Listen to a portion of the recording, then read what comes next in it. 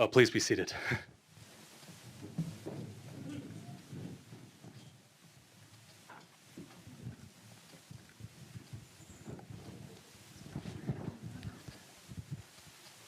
Good afternoon, Mr. President, Excellencies, distinguished guests, ladies and gentlemen. I'm John Tuttle, Vice Chairman of the New York Stock Exchange and President of the NYSE Institute. And on behalf of our entire organization, a very, very warm welcome to the NYSE. We are honored to welcome His Excellency Ferdinand Bongbong Marcos, Jr., President of the Republic of the Philippines, for today's program. Mr. President, thank you for being here today and for bringing members of your cabinet and senior executives from Philippine companies. Your presence is a testament to your focus on and commitment to further growing the Philippine economy and providing more opportunity for your citizens. A fast-growing economy with an educated and ambitious workforce and meaningful economic reforms are coming together to make the Philippines an attractive destination for investment. And I have to say, looking at today's room, clearly you have gained the attention of business leaders and investors. We at the NYSE enjoy hosting programs like this where we can bring together leaders from the public sector and private sector to share ideas, to build relationships, and ultimately deliver impact. And with today's program, I am confident that we will further strengthen an already great partnership between our markets, between our businesses, between our people, and ultimately between our countries.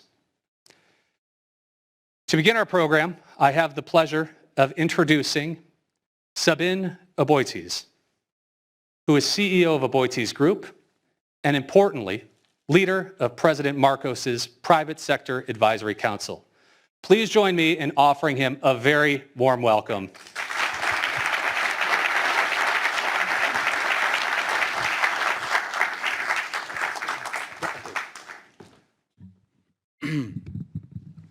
Good afternoon, everybody. As a representative of the Philippine business and behalf of the delegation here today, I want to thank all of you for the invitation to visit the financial center of the universe and touch base with our friends in the American business community. Your warm welcome is strongly felt and greatly appreciated. Personally, I'm really thrilled to be here.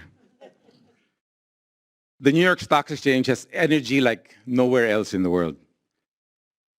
The only natural and appropriate response to this invitation would be to return the favor in the best way that we know how. And with the same spirit of goodwill and partnership the United States has shown the Philippines for all these many decades. The friendship between our two countries has always been like Wall Street itself, a busy two-way street of economic give and take. And we sincerely hope and believe it will remain like this forever.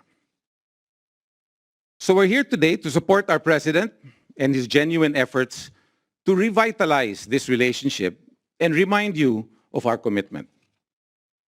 We support his efforts to assure you of the integrity, of the stability, and the solidarity of his administration and the Philippine economic system, which is not without wounds, but neither without the determination to heal them. And of course, to unlock the massive economic potential our country has to offer with the help of good friends like you. We live in uncertain times, but in our corner of the world, the Philippines remains one of Asia's fastest growing economies. And with the pandemic now largely out of the way, we're back on the fast track, accelerating out of recovery mode and onto the promising possibilities of the future. Now more than ever, with the dawn of a new era of digital progress and an environment that has never been more enabling and conducive for business, the Philippines is ripe for investment.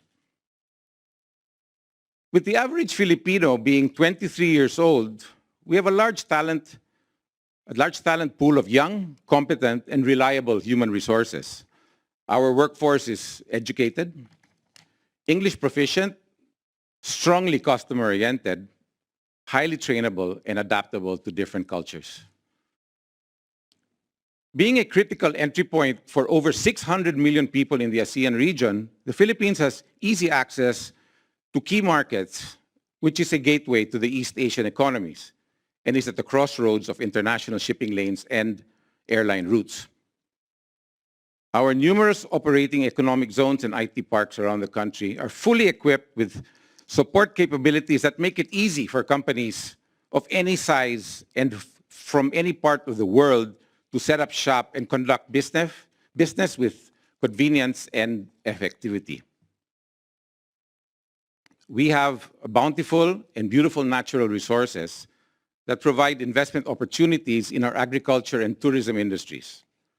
Our business process outsourcing, electronics, manufacturing, creative, maritime resources, and export industries have similar potential with track records of success.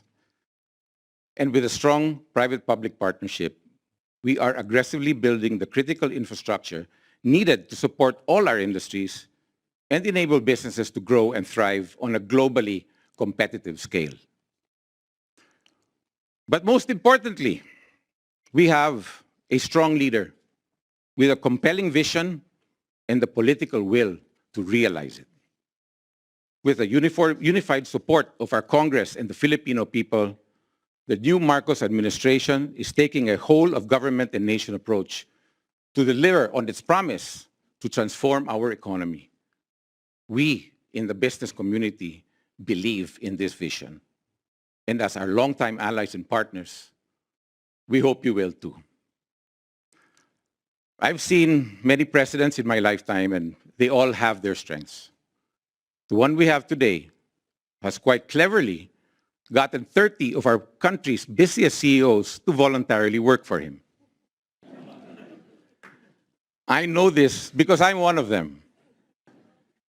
And as convener of the Private Sector Advisory Council to the President, I have witnessed the ability of this man to bring together the best minds in business, use them to find real solutions to real problems, and then immediately implement them like he was flipping a switch. This is why we work for him, because he listens to reason and gets things done, because he has the humility to seek the help of those who know more in order to provide help to those who need more. This is the kind of decisive, action-oriented leadership we have today. This is the kind of leadership that inspires a nation to believe in its true worth. And this is the kind of inclusive and collaborative leadership that will transform our economy into the next big thing in Asia.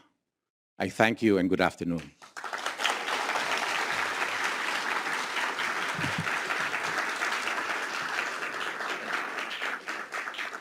And on that note, I'd like to introduce the Secretary of Finance, Secretary Diokno, to introduce the President.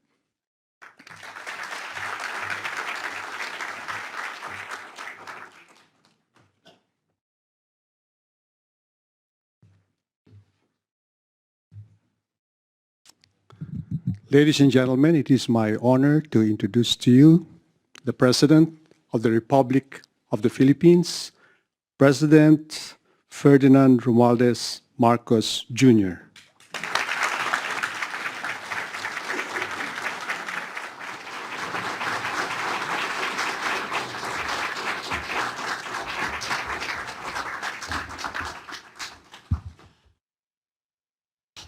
Please be seated.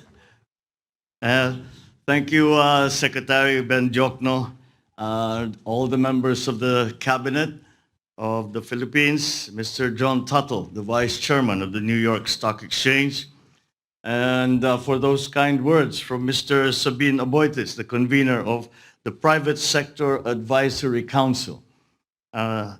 We have also with us the Speaker of the House, House Speaker Ferdinand Martin Romualdez, and our ambassador to the United States, Ambassador Jose Manuel Romualdez. Also with us is our permanent ambassador to the UN, Ambassador Antonio Lagdameo Sr., and I would be remiss if I did not, of course, include in my greetings the First Lady, Lisa Araneta Marcos. Distinguished guests here today, ladies and gentlemen, good afternoon. On behalf of the Philippine delegation, I wish to express our gratitude to the New York Stock Exchange for inviting us here today. I consider it an engagement of invaluable opportunity to share with you how we are further opening up our economy to accelerate our recovery. Bouncing back from the pandemic, the Philippine economy has seen robust growth since last year and has returned to its path toward upper middle income country status, achievable, we believe, within the next few years. Against this backdrop, we have increased the scope for mutually beneficial investments that would mean more jobs and a better quality of life for Filipinos. For investors, doing business in the Philippines is an opportunity to reap the benefits of a vibrant economy. We are proud to share that we recently enacted policies to further liberalize our economy and welcome more foreign investment to our shores. First, we passed legislation to lower corporate income tax rates and rationalize fiscal incentives. Second, we reduced the minimum paid-up capital requirements for foreign retailers and foreign startups, bringing in advanced new technology. And third, we now allow full foreign ownership of companies providing public services such as telecommunications, shipping, air carriers, railways, subways, airports, and toll roads. The United States and the Philippines have strong and enduring ties in trade and commerce, among many other areas of cooperation. The U.S. is our third largest trading partner and second major source of foreign direct investment applications in 2021. To international investors, the Philippines offers high-quality labor, a large consumer market, and a wide range of fiscal and non-fiscal incentives. At the same time, we remain committed to maintaining sound macroeconomic fundamentals, providing a clear development roadmap. Let me expound a little bit on these important points. First, sound macroeconomic fundamentals. Our gross domestic product is projected to grow by 6.5% to 7.5% this year, by 6.5% to 8% from 2023 to 2028. The employment situation has improved following the temporary disruption caused by the pandemic. The unemployment spike of 17.6% in April 2020 fell drastically to 5.2% in July this year, the lowest record for all July rounds of our labor force survey since 2005. Manufacturing activity has accelerated, staying above the growth threshold of 50 for the past 7 consecutive months and settling at 51.2 last August. Trade is back to double-digit growth, with demand for trade partners boosting our exports, and with domestically situated firms importing more inputs in anticipation of rising demand. At the same time, with our commitment to fiscal discipline, the country's debt-to-GDP ratio has improved to 62.1% as of end June this year from 63.5% in the previous year. At the height of the COVID-19 crisis, the government implemented massive stimulus programs to readily support the most vulnerable sectors. Although our borrowings increased substantially during the pandemic, we continue to reduce the cost of our public debt through judicious debt management. Now that the economy is reverting to normalcy, the government is likewise heading back to the path of fiscal consolidation. We will reduce the government debt to GDP ratio to below 60% by 2025 and further down to 51.2% by the end of my term in 2028. Our economy's resilience to crises is recognized internationally.